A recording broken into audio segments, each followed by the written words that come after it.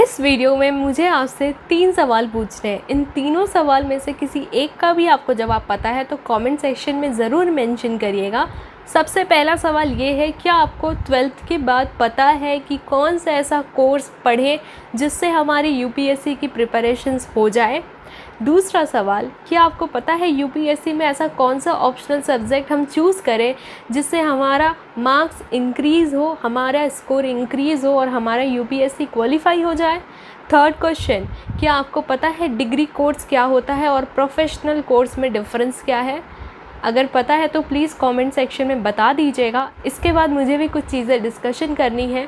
आप इस वीडियो को पूरी एंड तक देखिएगा। चैनल पे नए हैं तो चैनल को सब्सक्राइब ज़रूर करिएगा, क्योंकि काफ़ी सारी चीज़ें होती हैं हमें आप तक पहुंचानी होती है और आपके डाउट्स देखने के बाद और हमें मन करता है कि आपके डाउट्स क्लियर आउट करें। तो इस चैनल पर आप बने रहोगे तो आपके सारे डाउट्स धीरे धीरे करके क्लियर आउट हो जाएंगे। सबसे पहले बात करते हैं जिस चीज़ के लिए मैंने ये वीडियो बनाई है उसका सिलेबस क्या है। यूपीएससी का सिलेबस आपको पता है। अगर आपको यूपीएससी करना है तो मैं सीरियसली कह रही हूँ, आपको 5 साल का अपने आप से वादा करना होगा। ये पॉलिटिशियन वाला वादा नहीं है, ये खुद से यूपीएससी क्वालिफाई करने वाला वादा है। अगर आप सच में एक ड्रीम देख रहे हो कि आपको सिविल सर्वेंट बनना है, अपनी देश की सेवा करनी है, तो इसके लिए अपने आप से 5 साल का वादा कर दो। पहले 3 साल आपके ग्रेजुएशन में निकल जाएंगे और दूसरे जो लास्ट के 2 साल बचेंगे वो आपकी डेडिकेटली पढ़ाई करने में निकल जाएंगे। फिर आप यूपीएससी एस्पिरेंट बन पाओगे। ये मैं सीरियसली कह रही हूँ। मैंने भी सीरियसली यूपीएससी एस्पिरेंट्स को देखा हुआ है, नज़दीकी से देखा हुआ है। साथ ही साथ हमारे भी सीनियर्स हैं जो कि यूपीएससी क्वालिफाइड है। इसीलिए ये वीडियो मैं आप लोगों के लिए बना रही हूँ। काफ़ी सारी चीज़ों के बाद, पढ़ने के बाद, समझने के बाद ये वीडियो आप लोगों के लिए मैंने बनाई है। पहला सवाल जो मैंने आपसे पूछा था, यूपीएससी से रिलेटेड कोई कोर्स जिसमें हमें पता चले कि ये कोर्स अगर कर लेते हैं तो यूपीएससी में हमारी हेल्प मिल जाएगी। तो ऐसा कोई डेफिनेट कोर्स नहीं है, ये सीरियसली मैं आपको बता रही हूँ। अपने अंदर जो सारी चीज़ें हैं, अगर हम सच में यूपीएससी निकालना चाहते हैं तो उसकी डट के पढ़ाई करोगे तभी यूपीएससी निकल जाएगा। किसी को देख के या फिर किसी को सोचोगे कि ये भी यूपीएससी कर रहा है तो हम भी इसको दिखाने के लिए यूपीएससी कर लेते हैं, तो ये कोई UPSC is not like a small thing, it is like a large thing. ठीक है। और अगर आप किसी और से इंस्पायर होके यूपीएससी करना चाहते हैं या सच में आपके अंदर दृढ़ इच्छा है कि आप यूपीएससी क्वालिफाई करके अपने देश की सेवा करें, तो ये वीडियो आप पूरी एंड तक प्लीज़ देख लेना, क्योंकि मुझे काफ़ी सारी चीज़ें और अच्छे से भी एक्सप्लेन करनी है। अब बात करते हैं, जो मैंने बोला है कि कोई ऐसा कोर्स नहीं है। सीरियसली कोर्स का मतलब ये है, यूपीएससी के लिए जो एलिजिबिलिटी है वो है आपका ग्रेजुएशन, चाहे आप किसी भी कोर्स से कंप्लीट करके आए हो। और मैं आपको बता दूं, मेरी जो सीनियर है, ठीक है, उन्होंने एमएससी क्वालिफाई किया था, एमएससी कर लिया था पोस्ट ग्रेजुएशन, उसके बाद वो यूपीएससी एस्पिरेंट बनी थी। ठीक है, प्री क्वालिफाइड है वो, अभी मेंस उनका बाकी है। तो प्री एग्ज़ामिनेशन उन्होंने दिया था 2 बारी और 1 बारी नहीं हुआ था, दूसरी बारी हो गया। एमएससी मतलब साइंस स्ट्रीम से थी। तो यहाँ पे मुझे यही जवाब देना था कि आप किसी भी स्ट्रीम से हो, कोई भी कोर्स किया है आपने या करने वाले हैं, आप यूपीएससी एस्पिरेंट बन सकते हैं अपने ग्रेजुएशंस के बाद। ठीक है।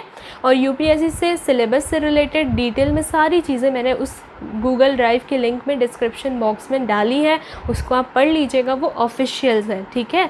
अब बात करते हैं, क्या जो बीकॉम स्टूडेंट है उनको ज़्यादा मेहनत करनी होगी यूपीएससी के लिए, बीए वालों को नहीं करनी होगी ज़्यादा मेहनत, या फिर बीटेक वालों को ज़्यादा मेहनत, ये सवाल भी आता है मेरे पास। तो मैं बता दूँ, बीए में क्या होता है, बीए आर्ट्स और सोशल साइंस ह्यूमैनिटीज़ के जो सब्जेक्ट्स होते हैं वो आपके यूपीएससी के ऑप्शनल 25 सब्जेक्ट्स हैं, उसमें से कुछ subject BA arts social science में पढ़ाए जाते हैं। ठीक है, ये बात क्लियर आउट हो गई। तो हमें ग्रेजुएशन में अगर हम बीए आर्ट्स सोशल साइंस ले रहे हैं, कोई एक सब्जेक्ट भी ले रहे हैं या प्रोग्राम कोर्स भी कर रहे हैं, ऑनर्स का मतलब है एक सब्जेक्ट में ऑनर्स करना, प्रोग्राम का मतलब है जो कि कुछ यूनिवर्सिटीज़ और कॉलेज में ऑफ़र किए जाते हैं, उसमें क्या होता है कि हमें 2 सब्जेक्ट के साथ अपना ग्रेजुएशन कंप्लीट करना होता है। यहाँ पे मैं न्यू एजुकेशन पॉलिसी को मेंशन नहीं कर रही हूँ, यहाँ मैं दिल्ली यूनिवर्सिटी के एग्जाम्पल को ले रही हूँ। वहाँ पे बीए प्रोग्राम भी दिया जाता है, करवाया जाता है, और बीए ऑनर्स भी करवाया जाता है। इसके बाद बात करते हैं कि बीए आर्ट्स में जो हमारे यूपीएससी के सब्जेक्ट्स होते हैं, हम कौन सा सब्जेक्ट लें। ठीक है। और बीकॉम वाले जो बच्चे होते हैं, क्या वो बीकॉम कर लेंगे तो उनको और कितनी मेहनत करनी होगी अपने यूपीएससी के लिए, कब से स्टार्ट कर देना चाहिए पढ़ाई। तो हाँ, आज से सोच रहे हो तो आज से स्टार्ट कर दो, कल से सोचोगे तो कल से करोगे, है ना। ये बात भी समझ आ गई। अब बात करते हैं जो BA आर्ट्स वाले होते हैं, तो उनके पास सब्जेक्ट्स हैं तो उनको ज़्यादा मेहनत नहीं करनी होती है, उनको अदर पेपर के लिए मेहनत करनी होती है और इस पेपर की पढ़ाई वो अपने ग्रेजुएशन में कर रहे हैं, जो कि ऑप्शनल में उन्होंने चूज़ किया है अपने ग्रेजुएशन से, ठीक है। और कुछ लोग अपने ऑप्शनल को लास्ट अटेम्प्ट तक भी चेंज कर देते हैं। एस्पिरेंट सीरीज़ हमने देखी है और उससे भी हमें समझ आया है, ठीक है। दूसरी चीज़ जो मैंने बोली है कि अदर कोर्सेज़ वालों को ज़्यादा मेहनत इसलिए करनी पड़ती है क्योंकि वो ह्यूमैनिटीज़, सोशल साइंस और आर्ट्स वाले सब्जेक्ट नहीं पढ़ रहे होते अपने ग्रेजुएशन में, वो दूसरे कोर्स को ऑप्ट करके पढ़ाई कर रहे होते हैं। तो थोड़ी सी मेहनत उनको आर्ट्स के लिए भी करनी होती है और अपने दूसरी जो चीज़ है UPSC का, जिसमें आपके मेंटल एबिलिटी, जनरल अवेयरनेस से रिलेटेड क्वेश्चंस पूछे जाते हैं, तो उसकी भी मेहनत करनी होती है। तो ज़्यादा एफर्ट दूसरे स्ट्रीम, दूसरे कोर्स वालों को देनी होती है। तीसरा सवाल मैंने पूछा था कि जनरल डिग्री क्या होती है और प्रोफेशनल डिग्री क्या होती है। तो पहले तो जनरल डिग्री यहाँ पे वो ये मान के चलते हैं जो रेगुलरली हम लोगों को करने को मिल जाती है, जिसके पास 3 ही ऑप्शन सबसे ज़्यादा हम लोगों को देखने को मिलते हैं, BA, BCom और BSc। ये डिग्री आपको हर कॉलेजेस में, हर यूनिवर्सिटीज़ में मैक्सिममली देखने को मिल जाती है कि BA इस कॉलेज में भी है, BSc इस कॉलेज में भी। तो जनरल डिग्री डेफिनेशन आपको स्क्रीन पे मैं दिखा दूँगी। प्रोफेशनल कोर्स का क्या मतलब है? प्रोफेशनल से मतलब है कि इसी कोर्स में आगे चल के आपको अपना करियर सेट करना है, एक ही इंडस्ट्री पकड़नी है और इसी में घुसते जाना है। जैसे कि हमें अगर मान लो BLLB करना है, वोकेशनल कोर्स करना है, BA इन इंटीरियर डिज़ाइनिंग करना है, इस तरीके के कुछ कोर्सेज़ होते हैं जिसको हम प्रोफेशनल कोर्सेज़ कहते हैं और इसी में हमें अपना करियर सेट करना है। तो हम प्रोफेशनल कोर्स भी चूज़ कर सकते हैं, हम डिग्री कोर्स भी चूज़ कर सकते हैं, जो नॉर्मल डिग्री ट्रेडिशनल कोर्सेज़ होते हैं उसको भी चूज़ कर सकते हैं। और ये सारे कोर्सेज़ करने के बाद भी आप एक एस्पिरेंट, UPSC एस्पिरेंट्स बन सकते हैं, ठीक है। और इसके बाद एक और चीज़ें मुझे बतानी है कि आप प्रोफेशनल कोर्स करने के बाद जो अदर हायर कॉम्पिटिटिव एग्जामिनेशन आपको देना है, मान लो तुमने बैचलर इन वोकेशनल किया तो तुम मास्टर इन वोकेशनल भी कर सकते हो। मान लो तुम BA कर रहे हो तो तुम MA भी कर सकते हो, PhD भी कर सकते हो। तुम ज़रूरी नहीं है कि एक मान लो कि UPSC एस्पिरेंट है, उसका कभी मन नहीं करेगा कि अब हमें UPSC नहीं पढ़ना है। इसीलिए वीडियो के स्टार्टिंग में मैंने बोला था कि अगर UPSC के बारे में सोचना है तो 5 साल का वादा आपको खुद के लिए करना होगा, तभी आप UPSC के सिंसियर स्टूडेंट भी होगे और सिंसियर एस्पिरेंट्स भी बन पाओगे और UPSC के नज़दीक भी पहुँच पाओगे, ठीक है। लवासना का सपना देख रहे हैं तो लवासना तक पहुंचने के लिए 5 साल का वादा खुद से करना ही पड़ेगा।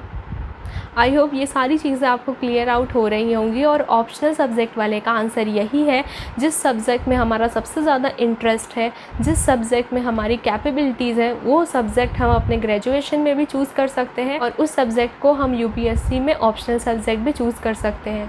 और इसका अच्छा जवाब मैं नहीं दे सकती, ये सारे जवाब आपके अंदर ही हैं, ठीक है। और जो भी डाउट हो UPSC से रिलेटेड, बेझिझक क्वेश्चंस हो, कमेंट सेक्शन में पूछिए। इंस्टाग्राम, फेसबुक के लिंक डिस्क्रिप्शन में है, वहाँ पे पूछिए।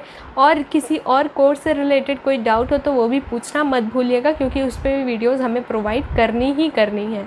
आई होप ये वीडियो आपको समझ आ गई होगी कि किस चीज़ के बारे में मैंने आपसे क्वेश्चंस पूछे हैं, किस चीज़ से रिलेटेड मैंने एक्सप्लेनेशंस दिया है।